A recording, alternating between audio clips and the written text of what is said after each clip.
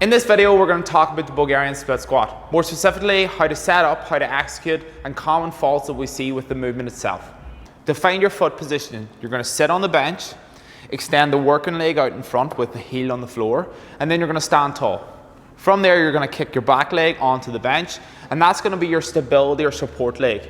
A quick test we can do here to ensure that our stance is optimal is drop your back knee to the floor. From there, we should feel 90% weight in our front leg and only like 10% on the back. And to know that we're in a correct position, we will try wiggling the toes on the back foot. If you can't wiggle the toes, it shows you have too much weight dispersion on the back leg compared to the front. As Jason stands, we can then manipulate which muscles we're recruiting by our torso angle and shin angle. To make this more quad dominant, we want to think of keeping a vertical torso as we drive the knee forward as you move through range. If we're trying to recruit more glute and hamstring bias, we will think slight lean of the torso as we send the hips back to initiate the lunge. Within the Bulgarian Split Squat, we see some common faults that affect the efficiency of the reps. Number one is bench height.